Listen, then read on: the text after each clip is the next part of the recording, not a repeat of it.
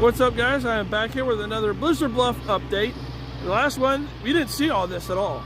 And now, we've got this. How awesome is that now? As well, as you look at the buildings, we've got Christmas lights everywhere. We got the Christmas games, too, as well. As you can see, Christmas lights are hung up. But this will be the last update, as today was the last day for Pumpkins at Kentucky Kingdom. The next update won't be until the 22nd of the officially opening of Blizzard Bluff in November.